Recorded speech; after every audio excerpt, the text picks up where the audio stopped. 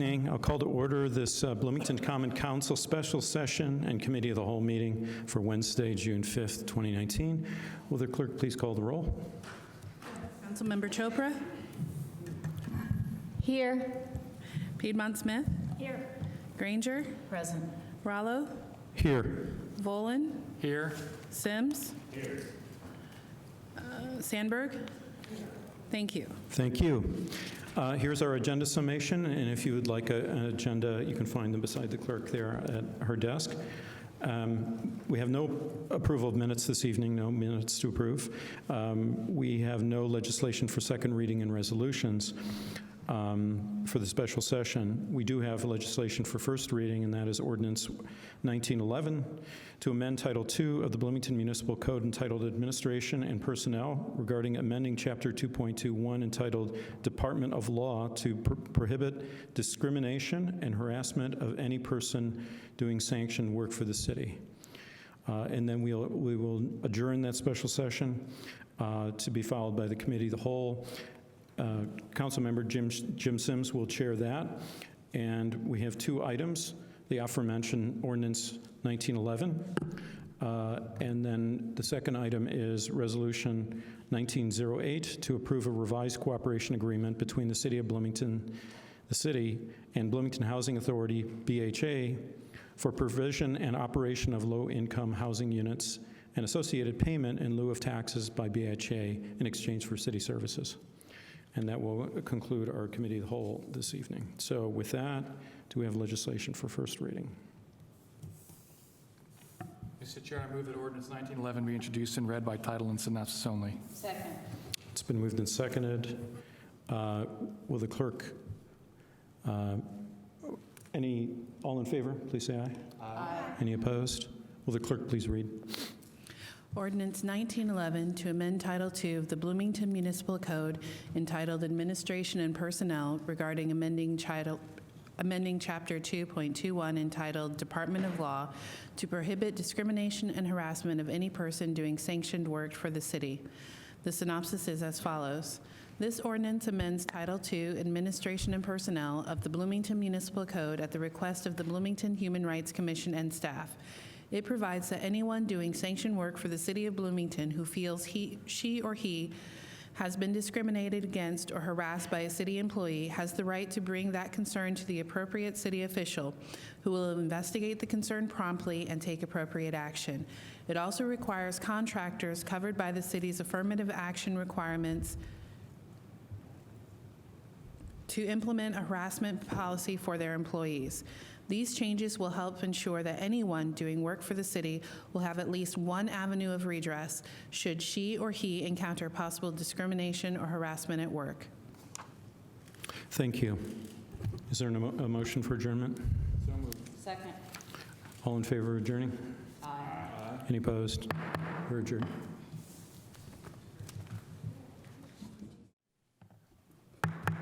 Okay, we're calling this to order. Good evening, ladies and gentlemen. I see that we have a quorum, and this is a Committee of the Whole meeting of the City of Bloomington Common Council for Wednesday, June the 5th, 2019. We have two items on the agenda that we'll hear in the following order. The first item, as soon as I find it, is Ordinance 1911, and the second will be Resolution 1908.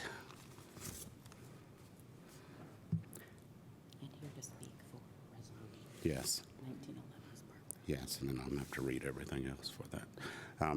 And here to speak for the city this evening would be Barbara McKinney, Director, Bloomington Human Rights Commission and Assistant City Attorney. And before she does that, Ordinance 1911 is to amend Title II of the Bloomington Municipal Code entitled Administration and Personnel. The reason to amend Chapter 2.21 entitled Department of Law to prohibit discrimination and harassment of any person doing sanctioned work for the city. The synopsis is as follows. This ordinance amends Title II, Administration and Personnel of the Bloomington Municipal Code at the request of the Bloomington Human Rights Commission and staff. It provides that anyone doing sanctioned work for the city of Bloomington who feels she or he has been discriminated against or harassed by a city employee has the right to bring that concern to the appropriate city council official, the appropriate city official, who will investigate the concern promptly and take appropriate action. It also requires contractors covered by the city's affirmative action requirements to implement a harassment policy for their employees. These changes will help ensure that anyone doing work for the city will have at least one avenue of redress should he or she encounter possible discrimination or harassment at work. And I see Ms. McKinney is at the podium. Would you care to start presenting? Sure, thank you. Thank you. Thank you. I'm Barbara McKinney. I'm the Director of the Human Rights Commission. I'm also an Assistant City Attorney. These amendments to the Human Rights Ordinance have been requested by the Mayor's Office, and they've been reviewed and recommended unanimously by the Bloomington Human Rights Commission. And I want to recognize Ryan Shadé, who is the chair of the BHRC, who is here tonight as well. And I also want to mention that Councilmember Granger was urging that these amendments be made. I'd like to briefly explain why we're requesting these changes, what the changes are, and how we think they'll work in practice. As you may know, people who are classified as employees usually have some legal protections. If people who are employees feel like they're being discriminated against, or not getting paid the minimum wage, or if they get hurt on the job and their employer is not paying their medical bills, they have legal redress. They have agencies they can complain to. If necessary, they can go to court. These protections are never perfect, but they do help prevent abuse and mistreatment of employees. But people who are classified as independent contractors do not have these same legal rights. This has become a growing concern in the last few years as we have more people working in the so-called gig economy where they don't sometimes have the same independence that typical independent contractors have, but they don't have the legal and protections that employees have. They're kind of in a bad position. These amendments are intended to address these concerns to the extent that we as a city can. They'll afford some protection to people who are doing work for the city. The First Amendment clarifies that it's the public policy of the city that we will not tolerate our employees harassing or discriminating against anyone doing work for the city, whether that person is a co-worker, an independent contractor, a volunteer, or an intern.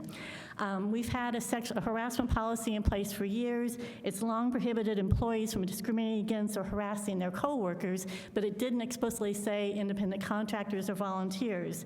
This policy, this amendment makes it clear that we are going to protect anyone doing work for the city in any capacity from being discriminated against or harassed. It says that anyone doing work for the city, an independent contractor, volunteer, who feels harassed or discriminated against by a city employee may bring that complaint to a city official. And it affirms that the city will, of course, investigate and take appropriate action. Frankly, right now, if we receive a complaint from an independent contractor that some city employee was harassing him or her, we would take appropriate action now. But this would make it clear to contractors that they know they have the rights. If they don't know they can complain, they may well not bring the matter to our attention, and we want them to bring the matter to our attention. With this change, we hope they know that this remedy is available to them and that we're going to take their complaint seriously and take appropriate action. Going forward, if this is passed, we'll include a provision in contracts informing independent contractors of this complaint mechanism. The Second Amendment requires contractors working for the city, or bidders who are bidding for the city project are required to have an affirmative action plan on file with us. They're going to also have to have a harassment plan on file with us. It's long been considered best practices for employers to have such a policy in place. We hope this requirement will nudge more employers to do what they should be doing anyway. Having a policy for the employers to have a policy and following the policy can help employees know what to do if they're being mistreated. And frankly, it's very helpful to the employer if they are charged with discrimination. It's just a smart thing to do. If these amendments are passed, people doing work for the city who are not employees will have at least one avenue of complaint if they feel like they're being discriminated against or harassed by city employees. I'd like to give two examples of how I think it will work. Let's say you're working for XYZ as a company as a laborer. XYZ wins a city bid. They're putting in sidewalks. And every time you're on the job putting in these sidewalks for the city, there's a city employee who comes by and he harasses you, he makes rude comments, he insults your heritage, he makes unwanted advances, and it could be she too, I want to make that clear. Under this amendment, XYZ is going to have a harassment plan in place, and the employee would have a right to file a complaint with the employer. XYZ has a legal duty to investigate that complaint and take appropriate action to protect the employee from further harassment. This might mean transferring you to another location. It might mean making sure you don't have to work alone so the harassment won't continue. It might mean that XYZ officials need to talk to a city employee or supervisor to get the harassment to stop. The company will have a duty to take appropriate action that seems likely to stop the harassment. And what's appropriate depends on the allegations and the circumstances. If you're working for XYZ and for whatever reason you're not comfortable talking to your employer, you could instead or also file a complaint with city officials and we'll take appropriate action toward the city employee. But let's say you're a one-person company doing work for the city and you're getting harassed by a city employee. You can't really complain to the boss because you're the boss. And you may not be able to walk away from that city contract because you need the business. You're a small company. You may not have a whole bunch of contracts to fall back on. We truly don't think that you should have to tolerate harassment or discrimination in exchange for your work for the city. This amendment would clarify that you have the right to complain to city officials and promises that the city is going to take a prompt and appropriate action. As I said, these proposed amendments have the support of the administration and the unanimous support of the Bloomington Human Rights Commission, and with that, I'm glad to answer any questions you may have.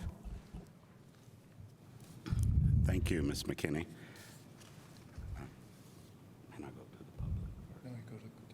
Okay. Do we have any council members have any questions? Councilmember Isabel Piedmont Smith. Thank you, Mr. Chair. Yes, my main question is, who do they report to? I mean, do they go to the HR office of the city, or do they go to the Human Rights Commission if they decide they're going to report to the city? We haven't written the language for the contract yet, but I would think it'd probably be the department head who would take it to HR for help with any kind of investigation that need to happen.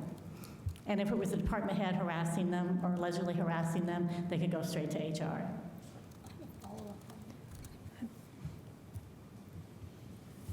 Councilmember Chopra. Thank you.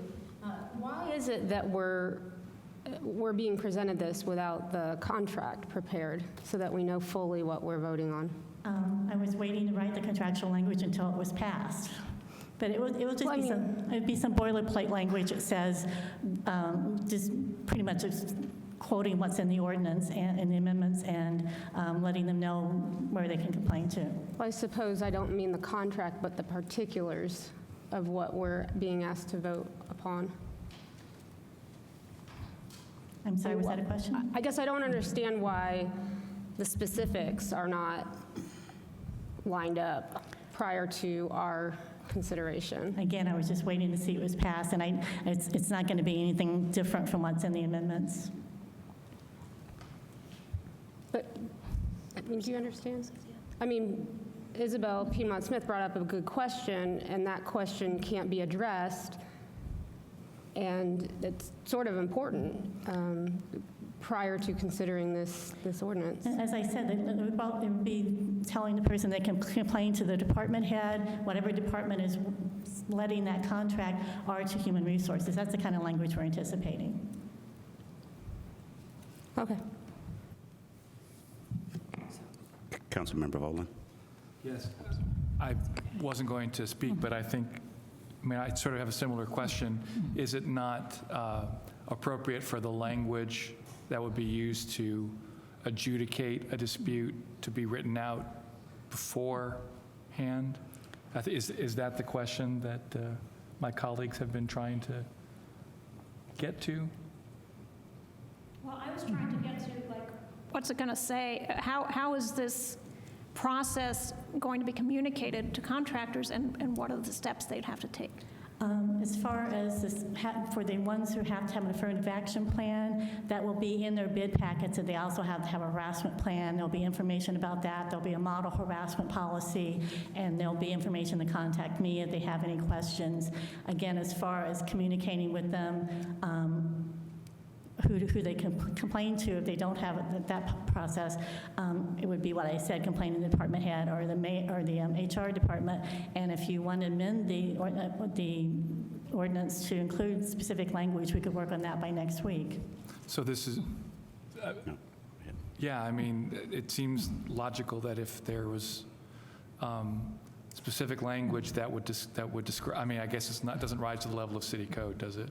It seems like an odd fit to me, but I'm open to suggestions here. It didn't seem necessary to me, but it's your job to decide what's necessary. What you're saying, in other words, is that we would leave it to the administration to promulgate the language that oversees the process of adjudicating a complaint. And, you know, that's usually, language in contracts is left up to the administration, so that seems like it fits Okay. with the regular process. That answers my question. I'm not sure if it answers my colleague's question, but I'll leave it at that. Thank you. Councilmember Granger. Thank you. Ms. McKinney, I don't know with whom I was talking, some lawyer type, not you, but because I think that we were asking about this question before, and somebody said it's akin to our personnel policy. And that's not something is that something that council does not approve? I mean, it's like related to that. And I'm sorry. No. Okay. We are making changes in personnel policy, but under Bloomington Municipal Code, I think it's 2.22, that leaves it to the Human Resources Department to implement policies and regulations for employees, and any changes are approved by the mayor, but it does not go to the council. Okay. And contracting language, that typically doesn't come to us either. That's Right. That's what I was saying. trying to get at and Okay. not saying well, perhaps, yeah. Okay, I'm just trying to think, like back when we first started the Human Rights Commission and how, we got that wording into our contracts. Did that come before council back then? Just the whole? That's even before my time. I don't know. Don't believe it. Okay, that's all right. Thank you. Councilmember Isabel Piedmont Smith. Yeah, just to follow up, so we had this scenario that if there's an independent contractor, if they have a problem with a Bloomington City employee harassing them or perceive that there's harassment, they should go to the department head Right. under which they're working, for which department they're working. What if, and if it's with the department head, the problem, then they go to HR. Right. But what if they are a contractor for the HR department? Oops, I hadn't thought of that. We may need if I do HR contract review and they don't have that many contracts, we may want to add a provision for their contracts where they could come straight to me. I hadn't considered that question, though. Yeah, I think we should spell that out, That's just not a to bad cover idea. all bases. Thank you. Councilmember Sandberg. Thank you. Of course, our Human Rights Department is known for its excellence and its cutting-edge work, in large part thanks to your leadership. Are other cities throughout the state of Indiana, have they already incorporated this, or will this be one of the first? Or I have not seen any other cities doing it based on Google research. We usually are a bit of a trendsetter, I think. Yeah. Thank you. And we don't often get followers, frankly. Any further questions? Seeing none, I have one. Ms. McKinney, part of the language says, such contractors shall submit to the Human Rights Commission its policy prohibiting harassment in the workplace. I guess my question is, in your example earlier, there was a one-person company or a two-person company. I guess I'm wondering, will companies that small, do they normally have legal written policies for that little company that they would then submit to the city? And what happens to companies that may or may not have that? Do we assist them in any way We do to assist them. write such a policy? The policy says that any contract for services is going to be more than $10,000. The bidder has to submit an affirmative action plan with us. And I have to go by that dollar amount, not by the number of employees. But we have a model affirmative action plan which companies can adopt as their own and send it back to me. And then they have implemented a policy. And it feels silly to them sometimes when it's one or two employees, but I tell them, once you grow and you have 10 or 20 employees, you're already going to have this policy in place. But I can't make exceptions based on the ordinance on the number of employees. I have to go by the dollar amount. Oh, no, that's fair. Yeah. I was just getting at, I just didn't want smaller companies or those that do $10,000 worth of work to be pushed out of the system. Right, we make it very easy for them, yeah. Okay, We try thank you. to. Seeing no further questions, we will now go to the public. Do we have any public comments? And please approach the podium. I would ask that you direct all your comments to the chair. Yeah, and also please sign in after you've spoken. Make sure you sign in, but do so after you've spoken. Thank you. 5 minutes. 5 minutes per person. 5 minutes per person. 5 minutes, okay. Hello, my name is Brandon Drake. I'm here today to talk about how the city can better address the issues of sexual harassment in local government. In late 2017, I began working on a project with the Monroe County government. I was approached by a county commissioner who asked me to start a project for her to help tackle the opioid and meth epidemic. I left my other careers at her request to do this project. I was promised enough funding and grant opportunities to make up for the lost income if I would sacrifice in the beginning to build this project with her. I had a lot of love for people who suffer from chaotic drug use, so I took her up on this offer. Shortly after accepting her offer, the former commissioner began expressing her feelings for me. This made it very uncomfortable for me, but the first time it happened, I chalked it up as a silly crush. When I rejected her first attempt, she laughed it off, so I thought it wouldn't happen again. But over the next year, I endured many more sexual advances, romantic advances, and stalking behaviors. These started out as annoyances that quickly became terrifying. When I was going through this, I would lay awake at night hoping it would go away. I knew if it didn't stop, the program would be in danger and the many lives the program was saving would be at risk. But I also had to think about the consequences to my own reputation if I crossed a person with such influence and power within the community. She had the ability to destroy my career, and it's a very scary thing to go through for anyone in my situation. There were systemic barriers in place that made it difficult for me to come forward. One place I thought of reporting her behavior to was Human Resources Department at the county level. However, I was told by the former commissioner that she was the Human Resources boss, and she had the ability to fire them at will. I was also warned that if anyone ever crossed her regarding her sex life and politics, that a political organization that she was a member of would destroy that person. She told me that because men have gotten away with these behaviors for so long and maintained positions of power, that this organization would destroy any man who talked about her in this way. I became convinced that if I did seek help, it would do no good, so I kept quiet for months as I wrestled with this problem alone.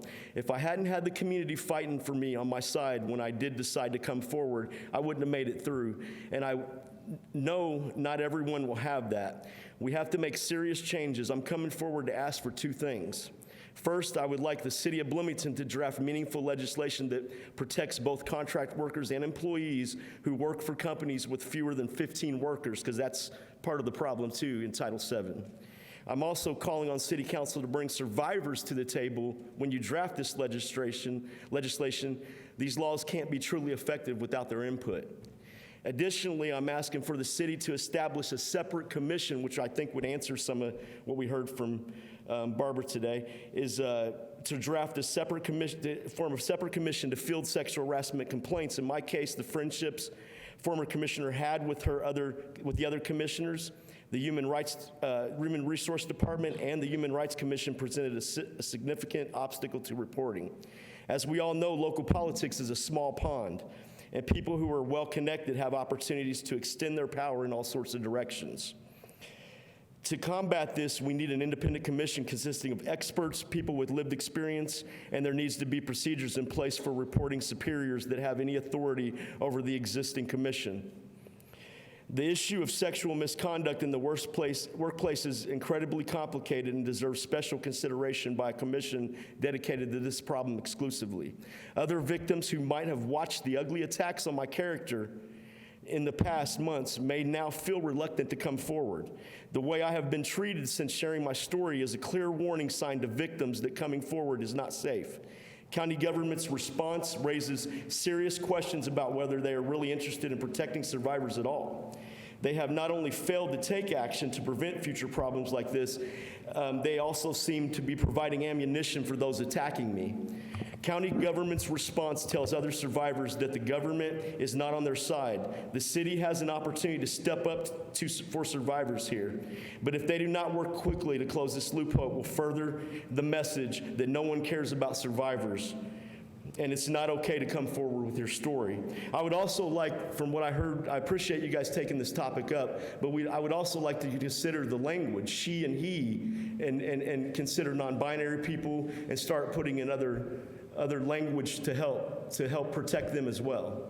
And I appreciate the opportunity to speak today. This was not perceived, it happened. And I shouldn't have had to go through this, and I had no route, and to be in that situation is a scary thing. So thank you.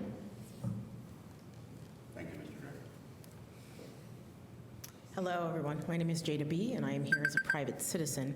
I want to echo the concerns that Mr. Drake proposed in dealing with the most recent issues that he was facing with the county. I thank the city for attempting to put in place some protections for contracted employees. I agree with him that we should expand it. I think that we should also look at other protections for city employees beyond contracted employees, beyond just sexual harassment. I think that we need to look at income protection. I think that we need to look at job loss protection and things like that as well. Contracted employees are often left in the cold if something happens to them. I would like to also echo his concerns about the language, and that when we use a binary language of she and he, we are leaving out a section of our population, and Bloomington has a fairly large non-binary population, and we need to ensure that we are protecting them in any legislation that we do, in particular, when we're talking about sexual harassment, as non-binary people are more at risk than other people are for those sorts of behaviors to happen to them. So thank you very much. I think that this ordinance is needed. There could be some loopholes within it, so please look carefully and figure out how to close them so that all people are protected. Thank you.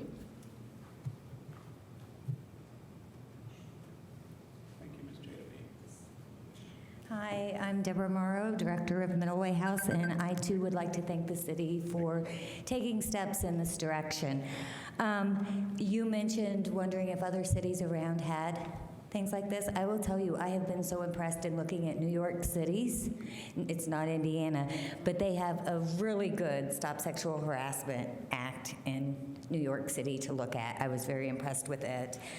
I believe I heard that there would be a model sexual harassment plan or in the paperwork that was given to people, thinking of very small private contractors. I think if you had a template that could be used by contractors, that could be helpful. And I also agree with the non-binary language. Using they instead of he or she will make everyone feel more included. And once again, I want to thank you for your steps in this direction. I know as a city and as a community, we all feel the same, and we do not want to see anybody experience sexual harassment. So thank you. Thank you. Please remember to sign in. Do we have any other comment from the public?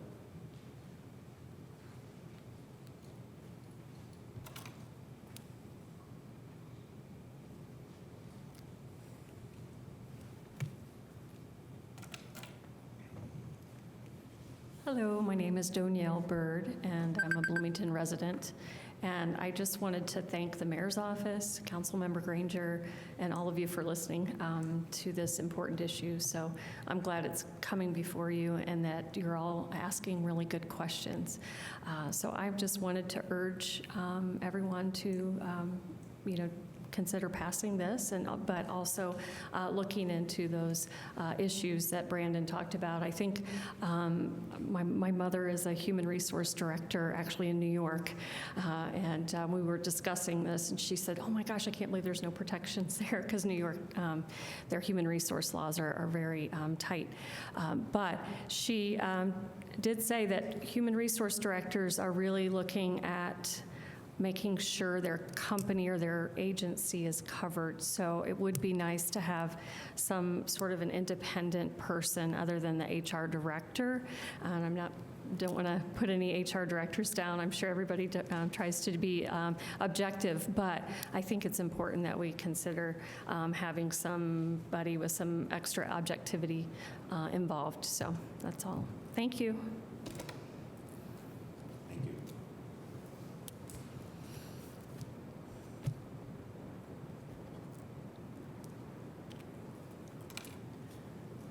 Hello, my name is Avery Williams. I'm a reporter for the IDS, and I was just curious if you guys had thought with this legislation, is there any possible way that previously harassed employees would be able to reap the benefits of a newly passed amendment? I'm not sure if you guys are able to answer this type of question, but I just wanted it to be thought about. We don't take questions. We just Okay. listen to your responses. Thank you for that. Any other comments from the public?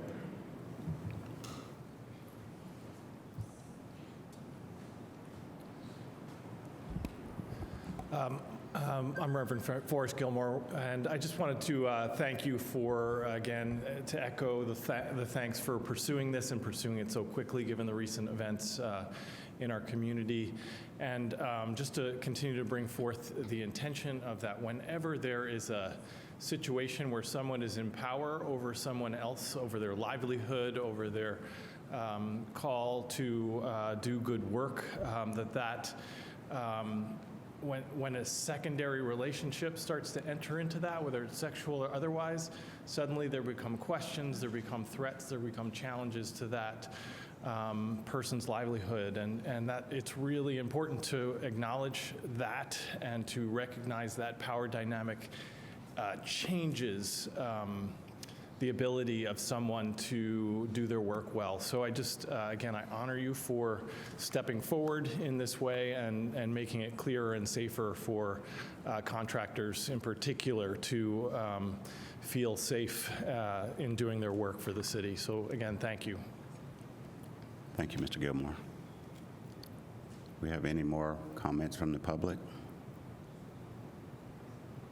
Okay, seeing none, we'll go back to our fellow council members for comments or questions. Councilmember Granger. Thank you. This question is for Ms. McKinney. I know when I started on council, we started looking at all the titles, looking at our legislation and changing legislation to reflect he or she or he and she. But is this something we can do with non-binary language?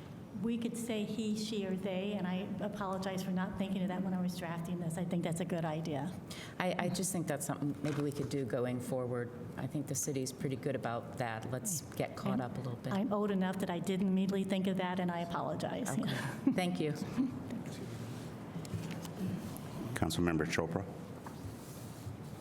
Yes, I thank Ms. Williams for her question, and I'll pose it to staff on her behalf.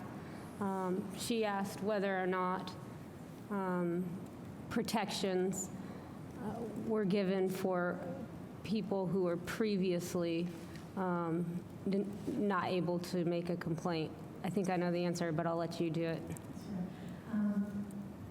If someone had done work for the city in the past and felt like an employee had harassed them, we would welcome that. Well, welcome sounds overly enthusiastic, but we would want to hear about that, and we would take appropriate action.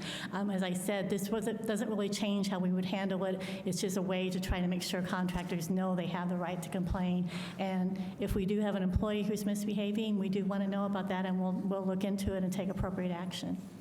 Thank you. Councilmember Piedmont Smith.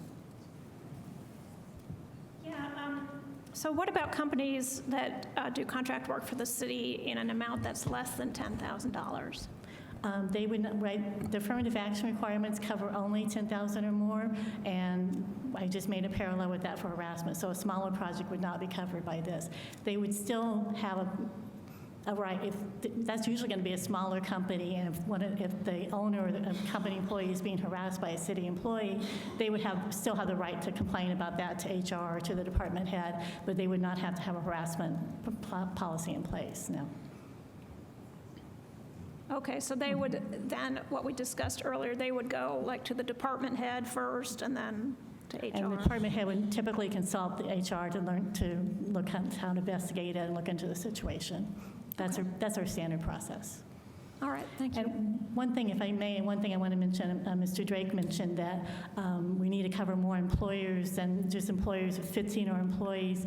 That is Title VII, the federal civil rights law, but both the Indiana civil rights law and the Bloomington Human Rights Ordinance cover employers with 6 or more employees. So people who work for smaller companies can file a complaint with the Human Rights Commission. I just wanted to clarify that.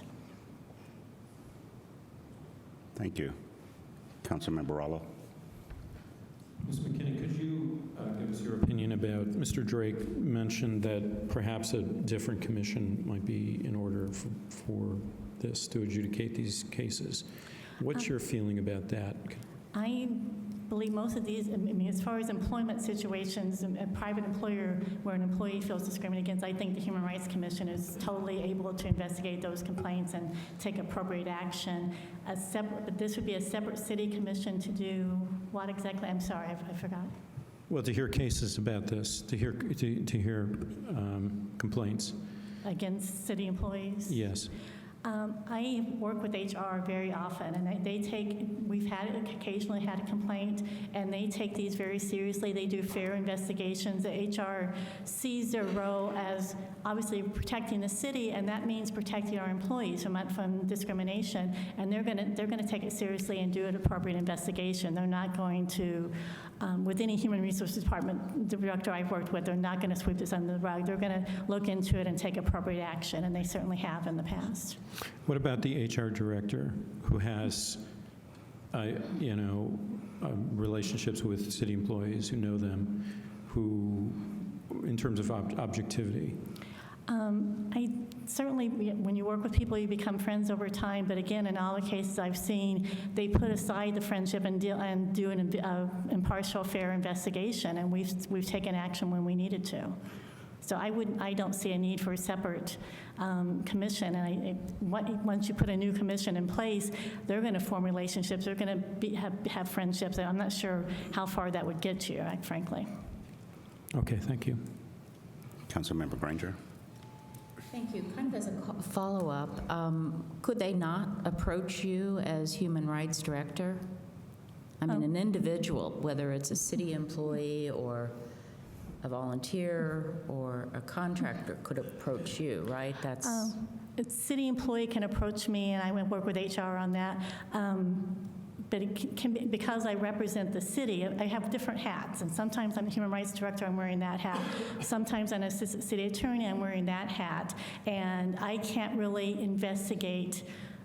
Let's say you work for the city and you want to complain about sex discrimination and you file a complaint with the Human Rights Commission. I can't do a fair and impartial investigation of that and also represent the city. That would have to be filed with the Indiana Civil Rights Commission or with the EOC. Many of us wear different hats here, right? Thank you. Councilmember Volan. Yes, I think that perhaps the lesson of the incident that happened in the county may have been lost in your answer to Councilmember Rallo. The complainant who spoke tonight said that he was concerned about going to HR at the county because he believed that the elected officials at the top had influence over them. I don't see how the analogy is any different here. It seems to me that by an independent commission, it doesn't necessarily have to be a new one. What I guess I don't get is why the Human Rights Commission can't perform that function of hearing, being an independent adjudicator of such complaints. What would you say to that? Because I wear both hats and because I represent the city, and my job when I'm helping HR with an investigation, which happens occasionally, is to make sure we're doing the right thing, but it's a slightly different thing than being an investigator and talking to, it's just slightly, it's hard to, I'm not putting it very well, but it's just wearing a different hat. But you have my assurance that every HR director I've worked with would take this seriously, and I'm not going to go into examples, obviously, but we've had examples where department heads were reprimanded for what they had done. I mean, and whether or not there's a friendship or relationship. I mean, I have no doubt that that, I don't question the integrity of any employee at the city. That's not really the point. The point is that to put this investigative requirement on even HR, even though as a lawyer, you have a higher standard to bear. You face, legal sanctions if you don't represent your clients faithfully. Right. But somebody who's not a lawyer has a bit of a lower bar. And, even though, I have no doubt what you say is true, and yet it doesn't even matter. What matters is that there at least be some kind of separation of the investigation. That's why I don't. Are you saying that the Human Rights Commission, that you're the liaison to the Human Rights Commission, and that's why they would not be sufficiently independent? I'm the director of the Human Rights Commission, and every investigation we do is done by one of the commissioners and me, and we're doing the investigation, but that's not with city employees. That's with a restaurant in town, a store, whatever, those kind of situations. So Okay, so why, that's another thing too. The Human Rights Commission is independently appointed citizens, is it not? Correct. How are you the director of it? What does that mean? I've never heard of a board or commission that has a director. It may be unique, but that's one of the titles I have. And Is that state law? No. Okay. But so obviously somebody has to be in legal who's doing intakes, who's talking with complainants, who's doing the research, who's reviewing the responses from respondents, and all that sort of thing. And that, typically commissioners are not going to do that. That's going to be a staff person. And I've always been called the director instead of what somebody might be called in planning or whatever. Do you understand my concern? I do, but I'm not sure how to address it, frankly. Do you think that an independent, a new commission would be problematic, and if so, why? I really have not given enough thought to have an opinion on that, frankly. Okay, thank you. Councilmember Sandberg. In an attempt to maybe kind of unravel this, Thank you. as I sit here with my copy of the Mueller report, which I plan to read over the weekend. May I borrow that when you're done? You may, with my redactions or my highlights in it. I think the point here is a matter of integrity, and this book, I already know what I'm mostly going to get out of it, which is no one is above the law, and that includes the President of the United States.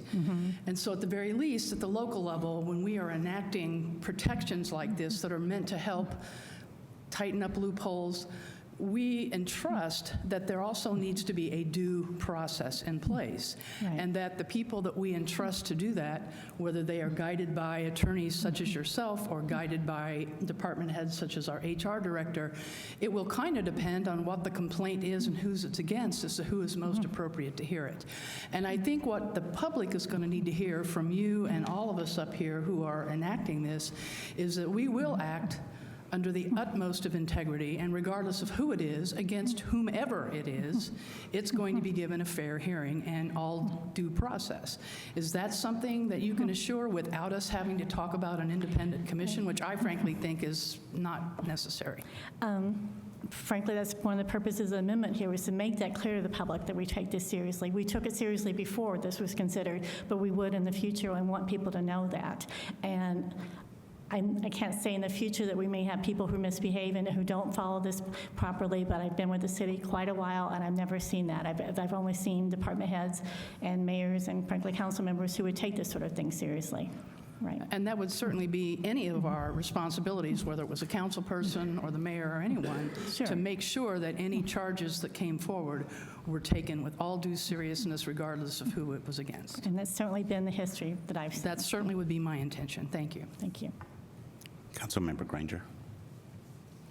Thank you. I'm going to step to our personnel policy because maybe this is akin to, for example, if somebody says I'm in the city, I'm being discriminated against because I'm black or something.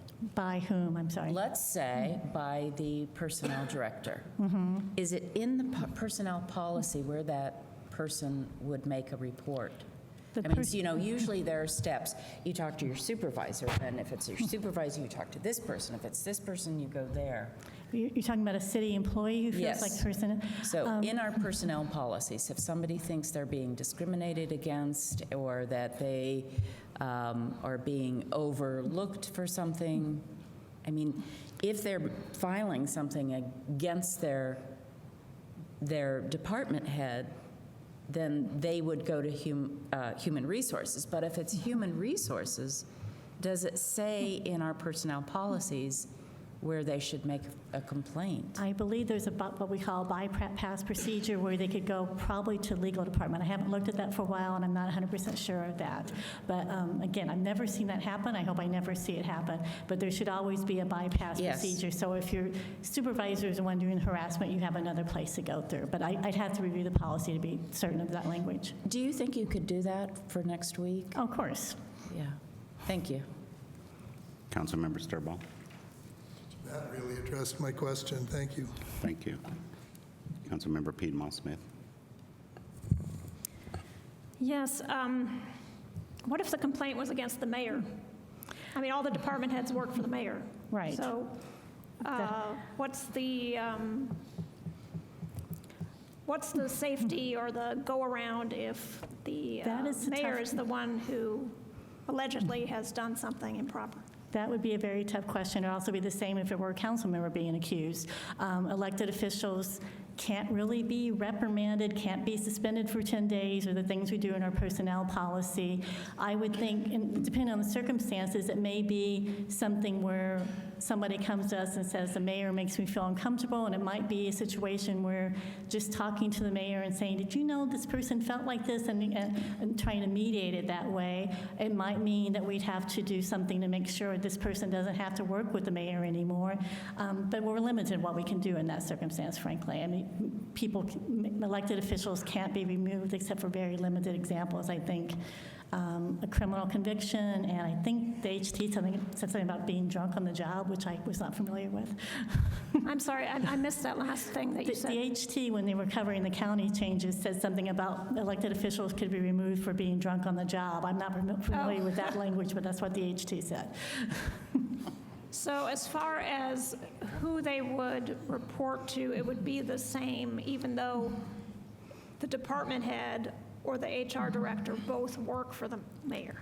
Yeah, I don't know what else you would do in that situation, right? Okay. Yeah, that's, I mean, maybe that's an argument for an independent body. It could be. And again, every mayor I've had the privilege of working with would be very concerned about that kind of allegation and want to address it, I think, but we can't guarantee that in the future. Yeah, thank you. Councilmember Boland. Mr. Sherman, what, if any, provision is there in statute for the impeachment of a local official? The impeachment of a local official. That's the, what law, I mean, what law is there to remove a public official for misconduct?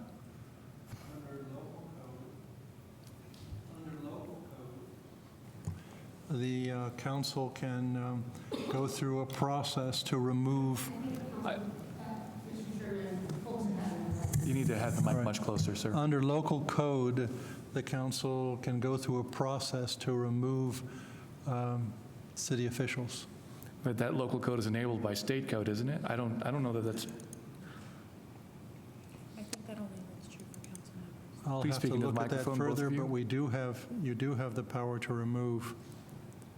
The council does.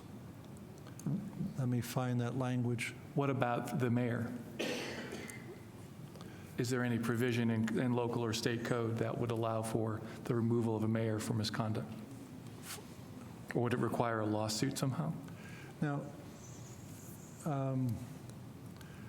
will you narrow it to talk about this incident, or do you want it just in general? Because there are, elected officials can become ineligible for service based upon certain acts, like committing crimes and this and that. So just be aware of that. Well, the specific question has to do with, I mean, in the county, the commissioners are both the executive and the legislative body, whereas here, the mayor is the executive and we are the legislative, and the county council is the fiscal body only. So I'll read to you our local code. It does not provide the basis for removal. So I don't need the code read to me. I just want to know whether there's any basis for the removal of the mayor. It applies to any officer or employee against whom charges are sustained, and they talk about the conduct of an investigation, so. So in other words, the council has the ability to remove the mayor?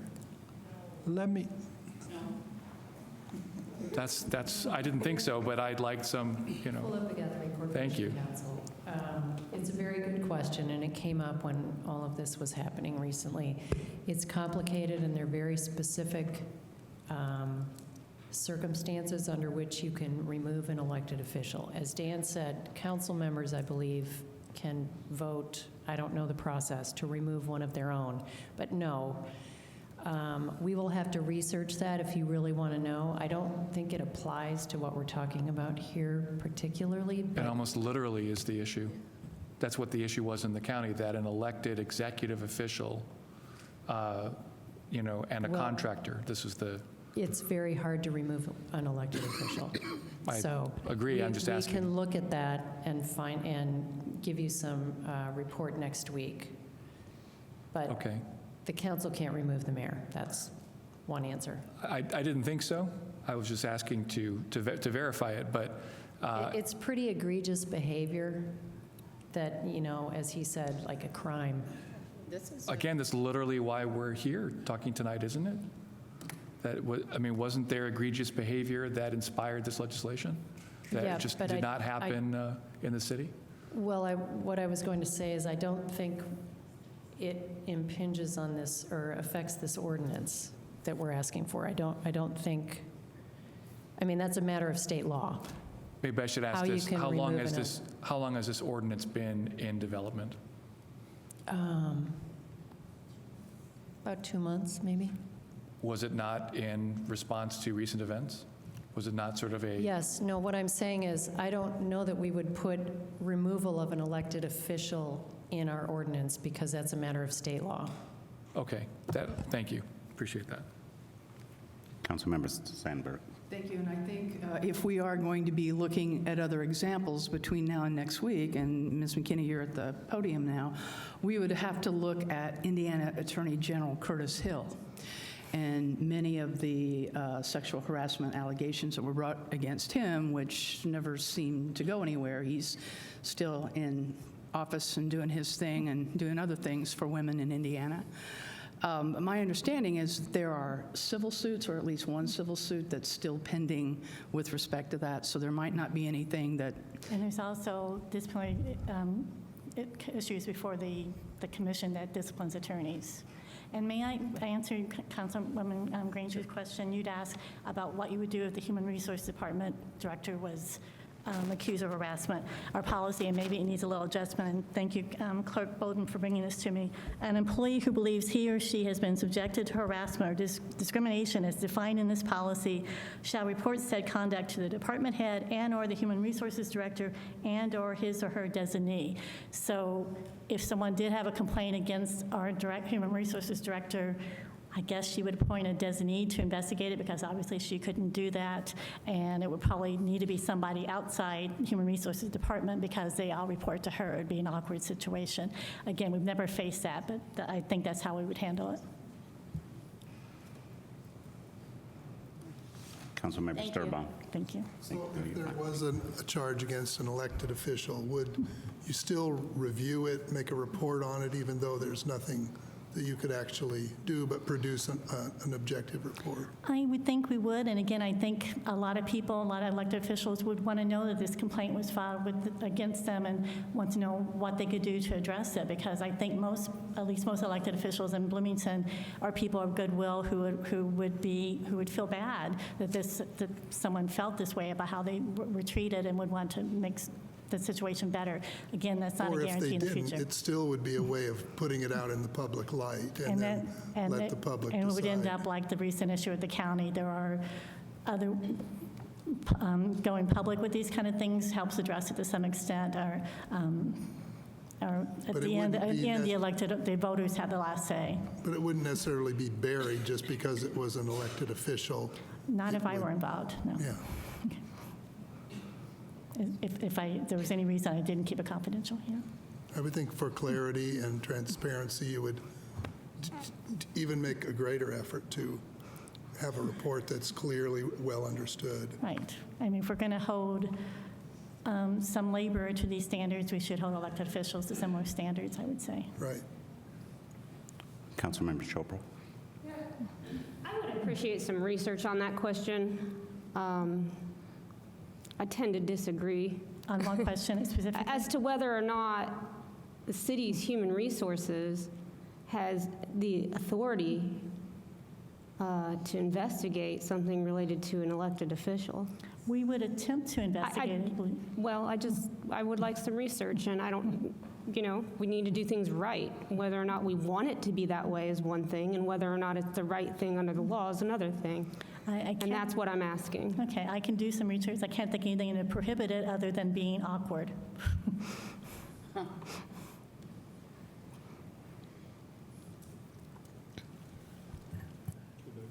Okay, I do have one comment.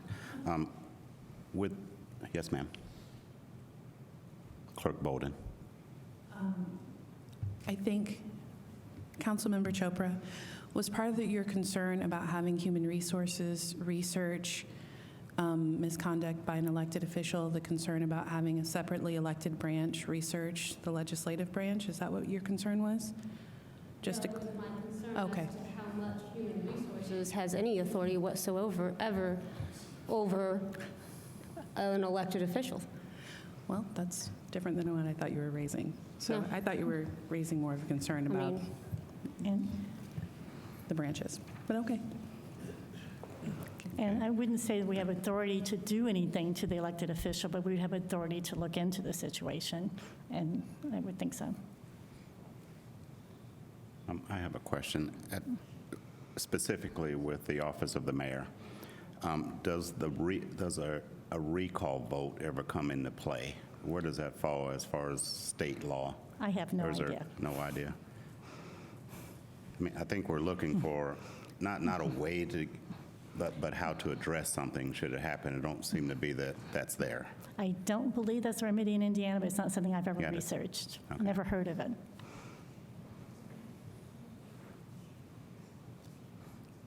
Okay. Are we ready to pass or consider? Comment. Sorry, pardon? We have had questions, I need comment. Council comments? Yeah. Good debate. Okay. Councilmember Granger? Thank you. I think we did go far afield in relation to this ordinance. I think we need to do some more work on our personnel policies, and again, maybe that's not our purview, but I think definitely we need to do some more work there. But as far as looking at this actual document, I think we have to pass it. I think I'm going to consider an amendment that would detail a little bit more about the process for making a complaint. And I think we have a lot of questions that people have asked that maybe we need to wait to get the answers until next week. I am supportive of this, but I'm going to pass because I want us to maybe think if we can do a little bit more, make it a little stronger ordinance. But I appreciate the efforts of bringing this forth. It's very important. Thank you. Councilmember Sandberg? Thank you. I will pass as well with respect to the fact that this is a work session, and as is inevitable with great feedback from the public and with our own good questions, there's certainly at least one word that we can tighten up, if not other matters as to procedure, the due process part of it. I think in and of itself, it is absolutely the right thing to do, and so I will be ultimately voting in favor of it with the eventual tweaks that are going to happen between this week and next. Thank you. Councilmember Chopra? Yes, I I absolutely think that this is the right thing to do, and my questions have everything to do with form and not substance. I just want to make sure that we've got it right, and that's why I raised those concerns. I was concerned about bringing this legislation as a reaction to a local political event or events and all of that. I want to make it perfectly clear that my vote this evening is absolutely not a commentary on that whatsoever, either way. Thank you. Councilmember Piedmont Smith. Yeah, I think it's really unfortunate that we had to have a very terrible incident for everybody involved before we realized that we didn't have these protections. So I think this is really good. I wish we had thought of it before the incident this spring. I also would like to see more details because the language that we're voting on is really just saying, okay, it's our public policy. This is going to go into our municipal code, that it's our policy to, stand against harassment for anybody who does work for the city. So that's good. And then the only other change is about the any contractor who has to have the affirmative action policy also has to have the anti-harassment policy. So it does, these are very good changes, but it doesn't really spell out procedure, and so I'd like to see more details about that before the final vote next week. As to this part of the municipal code, there's only, I did Control F to see where it says he, she, and it's only in one place, and I do intend to propose that we change that. It is in the new language, and I think we need to change that to they, to be all-inclusive. I take to heart what people said, that people who do not identify as one gender or the other of the generally accepted genders are more likely to be the victims of harassment. So I think that we do need to do that in this code and probably look at other parts of our code as well. So I think I will also be passing because I'd like to see more details before next week. Thank you. Councilmember Sturbaum. Yeah, I think I would like to hear some kind of bypass procedure when an elected official is involved. I don't know what that is. I guess I challenge legal to think about that, so that if there is that kind of conflict of interest in investigating, there is an alternate source that could be safe and neutral. Councilmember Volin. Yes, thank you. I want to concur with most of what my colleagues have had to say. The key thing, though, is that there's a reason why elected, it could be relatively easy if there weren't laws protecting elected officials to make legal threats that would encumber their ability to do their elected duty. So the standard for removing an elected official has to be higher. But we already do have a standard for, the body as a whole, at the very least, can police its members. But this body has to recognize that it has a judicial liability in times of crisis. In other words, when an elected official is involved. As far as the mayor goes, that is literally, I think, the reign of statute, that we, for the same reason that we shouldn't be able to be threatened with, just spurious legal attacks in order to thwart our ability to legislate. So we're co-equal branches of government, at least under statute's concept. But the question, I think, is still legitimate. The example that I believe we are reacting to with this legislation was of an executive official who was also, I mean, maybe this is a commentary more on the misbegotten organization of county government than anything else. It's no one individual's fault that the county commissioners are both legislative and executive, and maybe that should change, but that's up to the state to decide. But we are talking about the difference between an executive and the legislative. And in this case, I don't think that there is any, I mean, what we've heard from several people tonight is that there's no authority of this council to impeach an executive of the city. But we need to find out what recourse there is if the executive of the city is involved in the harassment indicated. Other than that, you know, I think that this is a good action. I want to see it passed. I too agree that we need to see more of the policy language that will be used, but ultimately I think I need to have that question answered. What if it's the mayor who is the perpetrator of the bad behavior, and how does that get handled? Maybe that doesn't need to be in the legislation because it's already handled with something else. We need to know what that is. Thank you. Councilmember Rallo.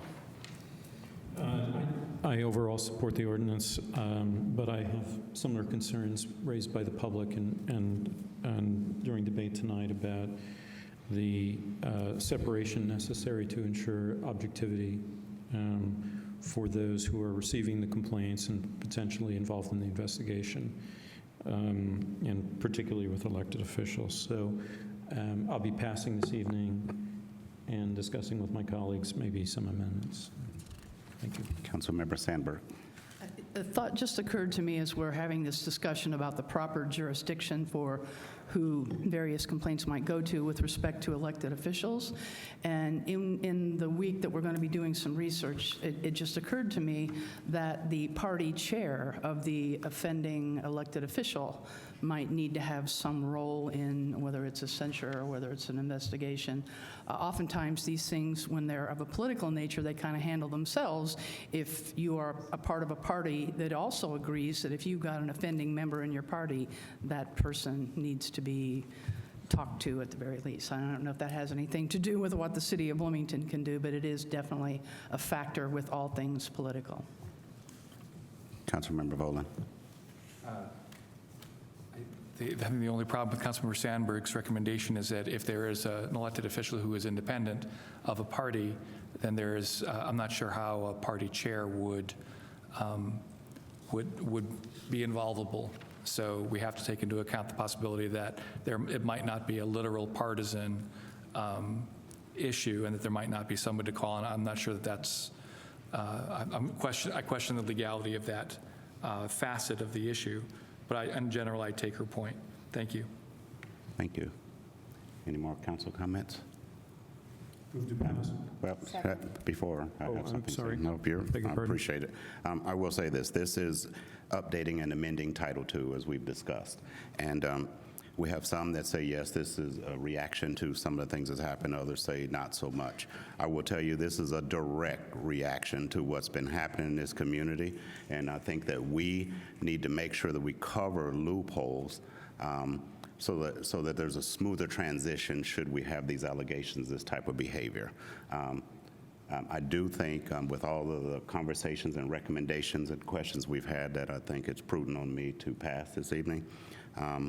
But I just wanted to say that. This is definitely a reaction, and I think it's proper for us to do, and I thank my colleagues for the proper questions and comments this evening. Are we? Pass. Second.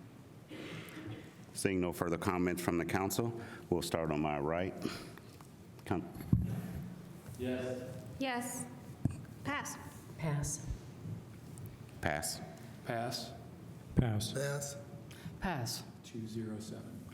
207 on this do pass recommendation.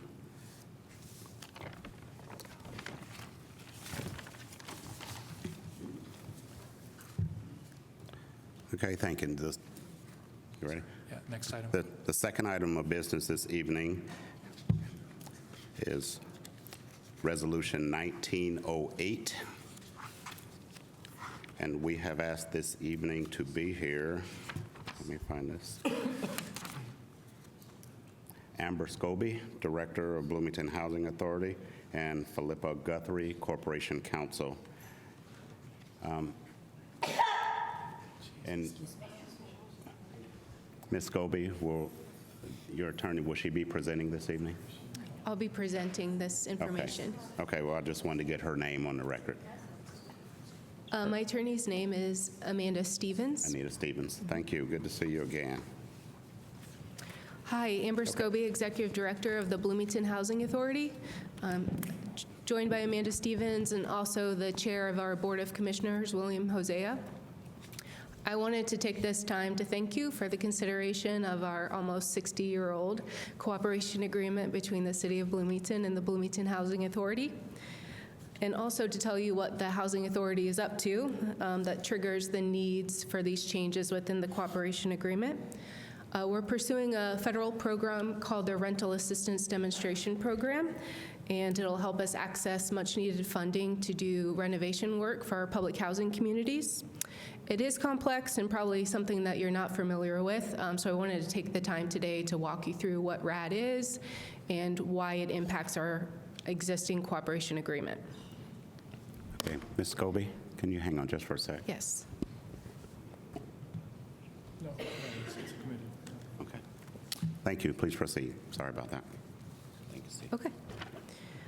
RAD is a federally funded voluntary program through the U.S. Department of Housing and Urban Development, and it's designed to help housing authorities preserve their affordable housing, of which at the BHA we have 312 units of conventional low-income public housing that we own and operate. It allows us to access financing that's often available to the private sector, like low-income housing tax credits and loans, which we don't have access right now because HUD has a deed restriction on our property. But RAD would allow us to break that restriction and access these resources. And it allows us to convert those public housing units for a one-to-one conversion from public housing funded subsidy to project-based Section 8 funding. And it also has guardrails that have strict protections for tenant rights. Okay, so more specifically, why RAD changes our cooperation agreement. The first is the addition of new partners. Our current agreement is just between the Housing Authority and the City of Bloomington, but when we're accessing these new financing resources, there's an entity we created, Summit Hill Community Development Corporation. It's a 501c3, wholly owned and controlled by the Housing Authority as the same board as our Board of Commissioners. That we would want to be within this cooperation agreement. And also a tax credit investor. These investors are, investing in equity for those low-income housing tax credits, of which a large portion is going to be used to fund the renovations. And we would want that investor partner to be part of this cooperation agreement for the 15-year compliance period of those tax credits. And after that's over, we would ask that partner it just kind of falls off of the cooperation agreement. Also, currently, the main reason that we have the cooperation agreement and what I come to you each year for is the payment in lieu of taxes. So we would want to ask for the long-term forgiveness. We're asking for a 40-year forgiveness for those payment in lieu of taxes. Number one, it helps provide predictability in our financing plan, and it also helps with our operating costs. It's just another expense that we're not obligated to pay. And just to remind you, we haven't paid the pilot for at least 30 years. It could be longer, but we found records going back at least 30 years that has been forgiven by you all. And also, it's just outdated. Like I said, the report is close to 60 years old. We're not the same housing authority. I mean, back in 1961, having a working toilet was kind of the goal for some urban renewal efforts. And right now, we have a lot different goals that we're pursuing. Okay. Just to get into that partnership structure and why we're going beyond just the housing authority on the cooperation agreement. So this is an example of when we do our first RAD conversion and we apply tax credits and other financing tools to it, we're creating another project, which this example is our first phase, which would be our Reverend Butler community in Walnut Woods.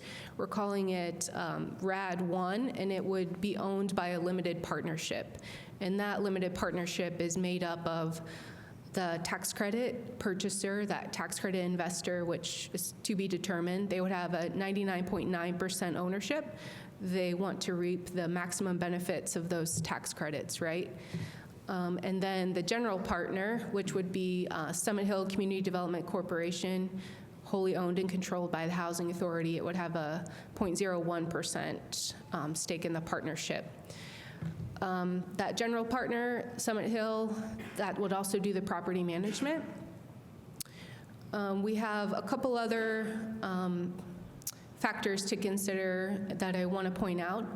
Throughout all of this, the Housing Authority is going to continue owning the land. So that will never leave the control of the Housing Authority, and the land will be leased to this partnership. Also, we have a developer called Brinshore Development. They're going to be helping us put together the financing packages and also with the renovation work. So they're part of the partnership for a short period of time, as in 2 to 3 years until substantial construction completion. That's necessary because the Housing Authority doesn't have renovation experience, actually acting as a general contractor and meeting construction completion guarantees and such. It also gives us some extra points scoring for tax credits and credibility to the investor. HUD is a part of this in that we have a housing assistance payments contract with them. That contract says that they're going to give us that Section 8 housing assistance payment funding. And also there's a use agreement. And the use agreement is a 40-year mandatory agreement that says the property is income restricted, so it will continue to serve families that are lower income, and the rents have to be kept low based on that HUD use agreement. So how does our traditional public housing program compare to RAD? Traditional public housing, the funding is a roller coaster. It's continually decreasing. It's unstable. It's hard for me to make a budget because I'm not quite sure what Congress is going to allocate. Our RAD property conversion will have more stable, predictable funding. Section 8, it's more politically popular. It's often funded at or near 100%. Traditional public housing, I mentioned that deed restriction. I can't go out and take out private financing, but under RAD, I am able to access those other resources to get the money needed to make the unit repairs. We are also seeing, our buildings continue to deteriorate now if we can't do anything about it. But with RAD, we're able to address those. And also public housing, the current tenants really have no flexibility.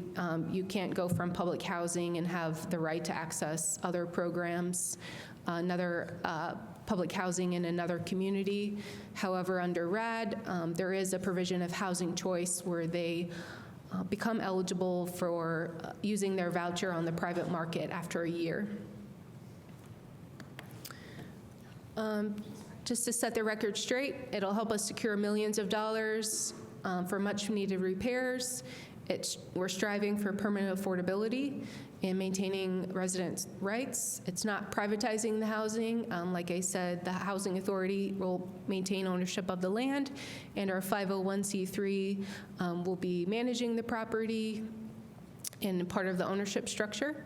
We're not displacing families. We're doing a relocation plan as the renovations take place. We're not raising the resident rents. The concept of all of our residents pay 30% of their adjusted monthly income stands, and we're not reducing or demolishing any of the units. We'll still keep our 312. I mentioned most of these already, but again, it provides more stable funding platform, money for those repairs. We have aging infrastructure, our gas lines, electric lines, those utilities are aging. We need to invest in them, and it's really expensive. We're going to maintain control and management of the properties and encourage active participation. We also need to upgrade our accessibility requirements. When the units were renovated several years ago, we met those accessibility requirements. However, they're different now, and we have to add some extra things to meet those accessibility requirements. Just to talk about how this is funded, this chart with the colors like the green and the blue under the sample public housing conversion per unit monthly, it's really illustrating that our level of funding from HUD isn't going to change, in that the idea of RAD is you're converting your public housing subsidy to a voucher subsidy.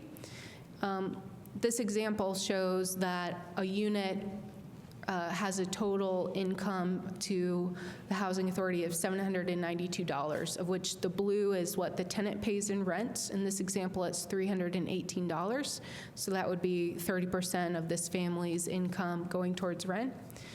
Right now, under public housing, we get a little bit of money in a capital fund that helps pay for physical improvements. And then we also get operating fund money. With the RAD conversion, the operating fund and the capital fund is just the same amount. It's just converted to a different source, the housing assistance payment, which is under the umbrella of Section 8. And so the funding doesn't really change. It's just where it's coming from.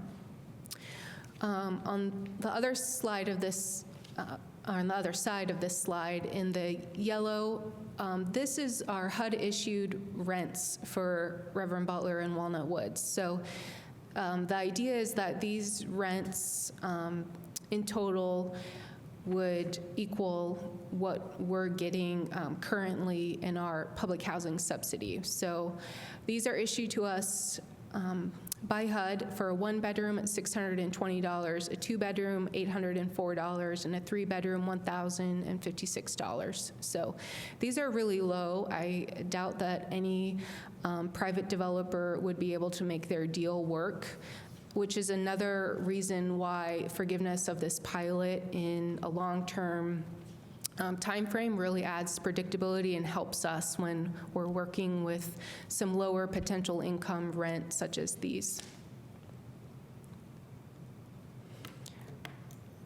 Just a snapshot on the financing structure. This is very tentative. These are not final numbers at all, but conceptual. We have our construction sources and our permanent sources. Tax exempt bond, we estimate about $7.6 million in tax exempt bond financing, a taxable tail of about $700,000, tax credits about $785,000 for the construction source, and then a seller financing note. This isn't a cash transaction, it's all on paper. It's a creative way that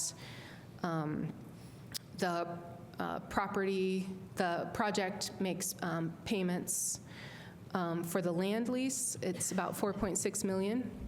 And then our permanent sources, there'll be a private first loan, again, that tax credit equity, some soft funds, like we're asking for funding from the city for home dollars and the Housing Development Fund. Again, that seller financing note, and then the Housing Authority is putting in some reserves.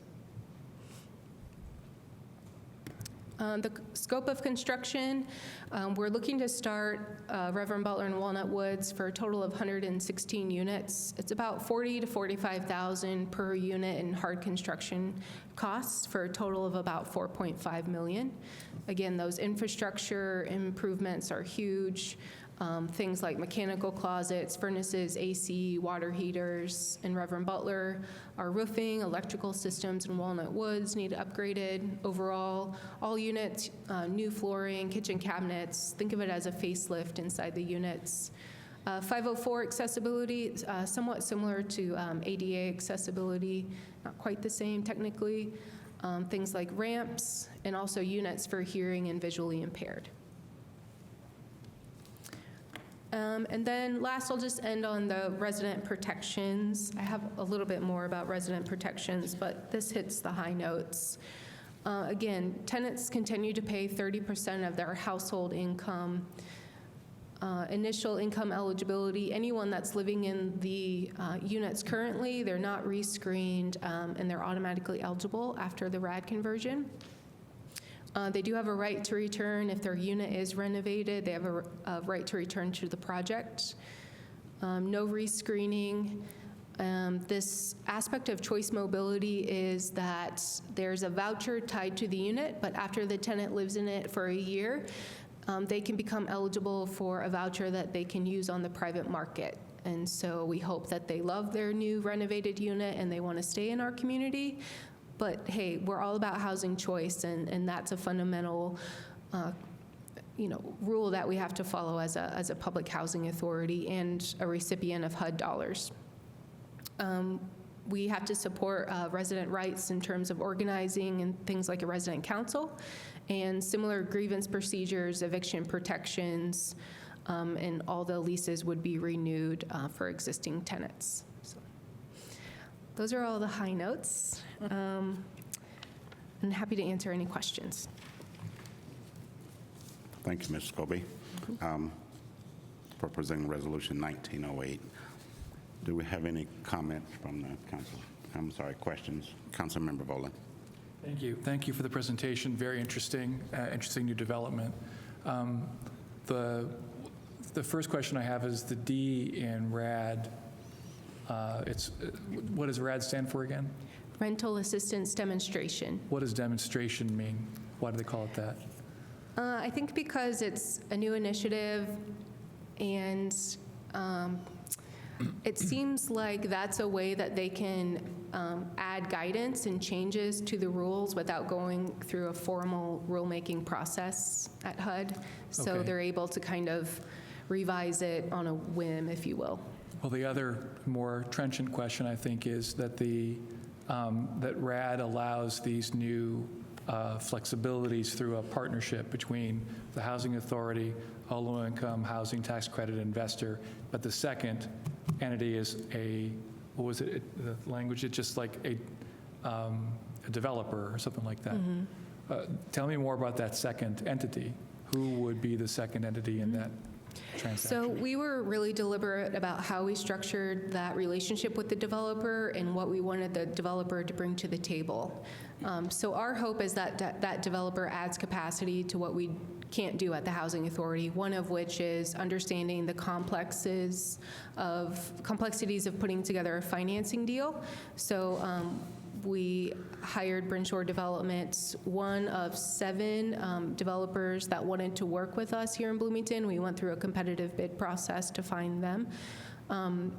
They're helping us with those financing packages, and also they have an arm which acts as a general contractor, and so they're helping us also with the renovation work. They also help meet the guarantees. So you have to have about $2 million liquid cash to meet some of the guarantees for tax credit investment, which we don't quite have at the Housing Authority. We weren't really designed to do development work, so we're trying to get there. But one way is having a strong partner like that development entity that can bring to the table those guarantees and also has a history of doing RAD conversions. So when that investor's looking at you, they can say, oh, they're working with this developer like Brinshore who has a lot of experience, that has done award-winning projects, and they feel a vote of confidence rather than, us being just new at the table trying to figure this very complex program out on our own. Just for the sake of being explicit, what is in it for the developer who partners in this way? So they get a portion of the developer fee. You mean for any given renovation project? The developer fee is kind of an incentive of the tax credit financing, so it's kind of like your allowed profit, if you will. So we're sharing in that developer fee with them. And is that fee very flexible? In other words, when you had a bidding process, all the bidders know what the upside is, which is not very big. I guess I'm just not be able to grasp the nature of this partnership. We have a development agreement, and those business terms are worked out on how the fees are split. Also, Bryn Shore has allowed ability to put in a certain amount of profit within the construction budget that IHCDA, the state entity that sort of dictates the rules for the tax credits, they also get that profit as well. Do they bear some responsibility as a result of the partnership?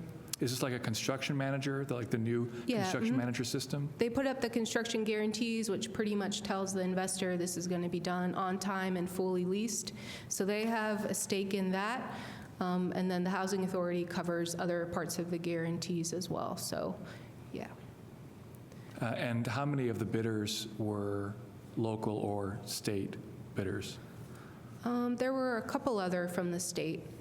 But again, we were looking for a high level of experience, good business terms, and just some other scoring factors.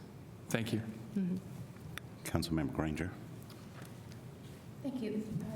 I thought I heard you say that the city, you're asking the city for some funds, but then in the agreement, I see that the city is paying $0. So I'm confused. Did I mishear you?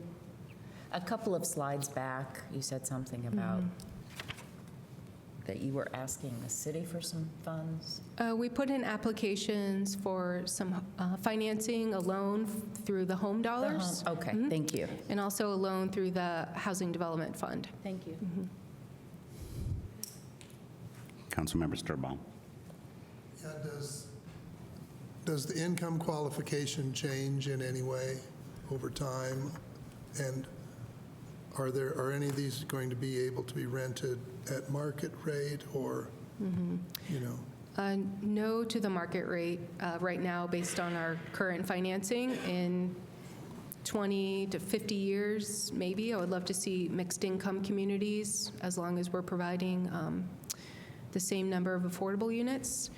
The income restrictions do change when tax credits are applied versus what the public housing standards are. So the public housing eligibility is 80% of the area or the median area income or below, but with tax credits it goes to, and with the voucher program, it goes to 50% of the area median income or below. However, a large majority of the families that we serve, almost all of them actually, are at 30% of the median income or below. Right, so all the tenants will be at 50% or below in the new plan. So it's actually stricter. Yeah, it is a little bit stricter. It's very rare we have anyone living in public housing at the, near 80% level. Right, and are there people who are paying full rent without assistance, the full rent cost? Yeah, there are a couple. Okay, thank you. Councilmember Rollo. Thank you. My question is about the RAD obligation staying in effect for 40 years, and that includes, waiving of the tax obligation and the affordability component. Why 40 years? Why is that just an arbitrary number, or why not in perpetuity? I would love into perpetuity. I made it 40 years because that's the RAD use restriction on the property. So this document that says it must be affordable after you convert through RAD for 40 years mandatory. So I made it to match that. I see. So it must be, so it mandates 40 years. Yep. Okay. It actually mandates it 20 years with a mandatory renewal for another 20 years, in case you happen to read the RAD use agreement in detail. Okay, I don't mean to quibble about something 40 years in the future, but why not just have it in perpetuity? I mean, if there's no reason to have, if it's mandatory 40 years, that's a minimum. That would be great. I would take that. I don't know what will happen beyond 40 years, or, this money is used towards city services, and the former agreement was in perpetuity, wasn't it? It was not. It Wasn't? It said that we were obligated to pay the pilot, and we came and presented to you.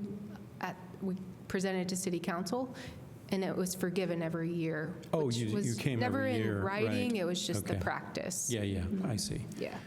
Okay, thank you for that. Thank you. Councilmember Granger. So does that mean we won't see you again here for 40 years? If you want me to come, I would be happy to. That depends on the vote. Ms. Scobie, I do have a question. And at our work session, we talked about this 40-year forgiveness, and I think you said this adds to predictability. And I guess my question is, if we gave you or approved 10-year increments, how does that make it less stable or, less predictable? It creates a little bit of a question for that tax credit investor when they are looking at the next 15 years of that tax credit compliance period. So if it's only 10, there's a little bit of uncertainty there with those other remaining 5 years. I guess it's less certainty and less of a kind of vote of confidence for that tax credit partner, which is huge to make this financing work. Oh, that makes sense. But we were talking before, and we've always approved it every year, and we didn't expect that to change. So I was wondering about the predictability part there. So thanks for asking that. And lastly, and I think I also said in the work session, this appears that HUD is trying to get out of the business. Is that a long-term view? I can't speak for the U.S. Department of Housing and Urban Development, but they are creating tools like these to help housing authorities keep their units affordable and in good condition, try to access tools available on the private market that we haven't, as a housing authority, had an option to use. There's about a $40 billion backlog in capital improvements nationwide, and it's just not going to happen that Congress funds that. And so I was trying to get a little creative here. But there's some really good-looking public housing in our country. There's some really bad public housing in our country, and there's no one-size-fits-all solution, and this is just one tool that they're releasing, and we feel like it's a good tool for us here in Bloomington. Okay, thank you. Any more questions from council? Seeing none, we'll go to the public. Oh, we do have a request for language change. It's very minor.